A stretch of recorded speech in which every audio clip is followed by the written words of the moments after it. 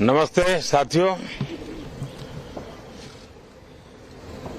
चुनाव में जैसे हम लोगों को भी दौड़ धूप रहती है, मीडिया के साथियों को भी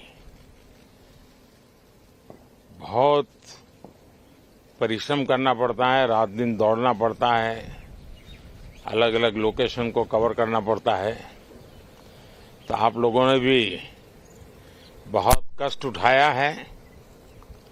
मैं आशा करता हूं कि मीडिया जगत के सभी साथियों का स्वास्थ्य अच्छा रहा होगा और पिछले एक आध सप्ताह का जो विराम मिला है उसके कारण भी अब आप फ्रेश होकर के फिर से मैदान में आए होंगे।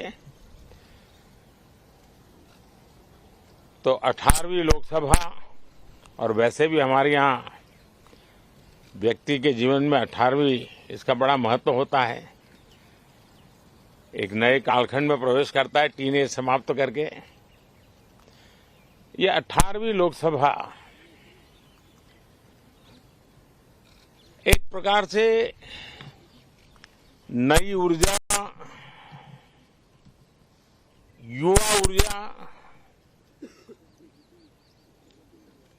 और कुछ कर गुजरने के इरादे वाली ये लोकसभा है। लोकसभा एक प्रकार से नई ऊर्जा, युवा ऊर्जा और कुछ कर गुजरने के इरादे वाली ये लोकसभा है। और आजादी का अमृत महोत्सव के बाद का ये पहला चुनाव है। और एक प्रकार से ये वो 25 वर्ष हैं जो हमारे अमृतकाल के 25 वर्ष है, और जो 2047 देश जब आजादी की शताब्दी मनाता होगा,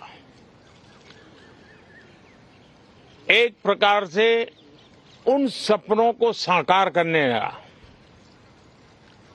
एक बहुत महत्वपूर्ण पड़ाव ये 18वीं लोकसभा है। साथियों, एनडीए सरकार को तीसरी बार देश की सेवा करने का देशवासियों ने आदेश दिया है, अवसर दिया है। मैं देशवासियों का फिर से एक बार ये अवसर देने के लिए हृदय से आभार व्यक्त करता हूं। और मैं देशवासियों को विश्वास देता हूं कि पिछले 2 टर्म में जिस गति से देश आगे बढ़ा है, समाज के हर क्षेत्र में परिवर्तन साफ साफ नजर आ रहा है। 25 करोड़ लोगों का गरीबी से बाहर आना, ये अपने आप में हर भारतीय के लिए बड़ा गर्व का विषय है। और मैं देशवासियों को विश्वास दिलाता हूं कि 18वीं लोकसभा में भी, हमारे 5 साल के कार्यकाल में भी, हम उसी गति के साथ, उतने ही समर्पण भाव से देश की आशा आकांक्षाओं को पूर्ण करने में कोई कमी नहीं रखेंगे। आज सुबह एनडीए की मीटिंग हुई थी। एनडीए के सभी साथियों ने मुझे फिर से एक बार इस दायित्व के लिए पसंद किया है, और सभी एनडीए के साथियों ने राष्ट्रपति जी को इसकी जानकारी दी और राष्ट्रपति जी ने मुझे अभी बुलाया था और मुझे प्रधानमंत्री डेजिग्नेटेड के रूप में काम करने एक नियुक्ति दी है और मुझे शपथ समारोह के लिए और मंत्रिपरिषद के सदस्यों के सूची के लिए उन्होंने सूचित किया है।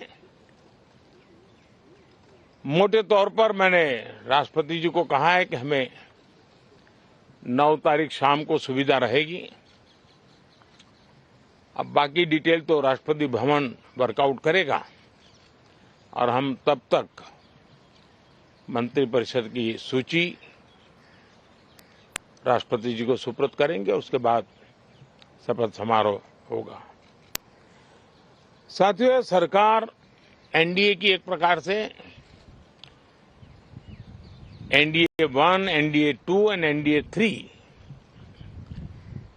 ये एक निरंतरता है और हमारे संकल्पों को लेकर के, सुशासन के प्रति हमारी प्रतिबद्धता को लेकर के और देश के सामान्य जन के सपनों को पूरा करने के प्रयास के रूप में इस निरंतरता को हम और अधिक ऊर्जा के साथ और अधिक व्यापक विजन के साथ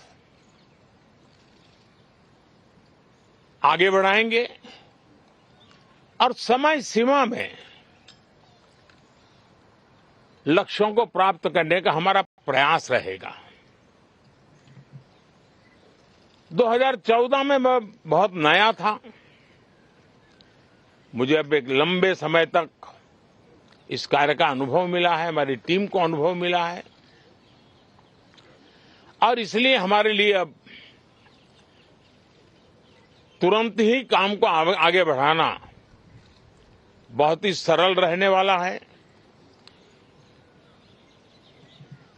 और इस अनुभव का लाभ भी देश की सेवा करने में मिलने वाला है।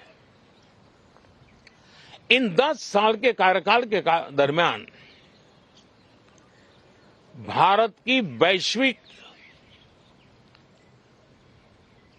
जो छवि बनी है, दुनिया के लिए एक विश्व बंधु के रूप में भारत उभरा है, इसका मैक्सिमम एडवांटेज अब शुरू हो रहा है और मुझे पक्का विश्वास है ये 5 वर्ष वैश्विक परिवेश में भी भारत के लिए बहुत उपयोगी होने वाले हैं। दुनिया अनेक संकटों से गुजर रही है, अनेक तनावों से गुजर रही है, अनेक आपदाओं से गुजर रही है। ऐसी विकट परिस्थिति दुनिया ने बहुत लंबे अरसे के बाद देखी है। हर देश इन सारी समस्याओं के बीच अपने आप को बचाए रखना, बढ़ाते रहना, चुनौतियों का डगर डगर पे सामना कर रहा है।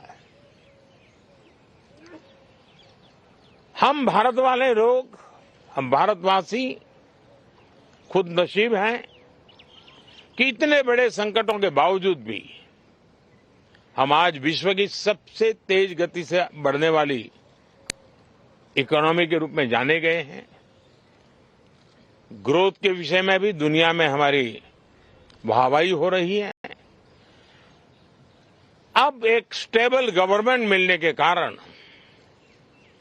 और परिचित व्यवस्था और नेतृत्व मिलने के कारण दुनिया का भारत के प्रति रुझान, भारत के प्रति उनका आना बहुत तेज गति से होने वाला है और मुझे विश्वास है कि देश के सभी राज्यों को इसका लाभ मिलेगा। देश की युवा पीढ़ी को सबसे ज्यादा लाभ मिलेगा। विकास के नए ऊंचाइयों को छूने में एक वैश्विक भागीदारी का वातावरण आने वाले 5 साल में बनने वाला है। तो इसी संकल्पों और आदर्शों के साथ हम आगे बढ़ेंगे। मैं राष्ट्रपति जी का हृदय से आभार व्यक्त करता हूं कि एक बहुत बड़े महत्वपूर्ण दायित्व के लिए उन्होंने मुझे निमंत्रित किया है। आप सबका भी दोस्तों बहुत बहुत धन्यवाद। Thank you.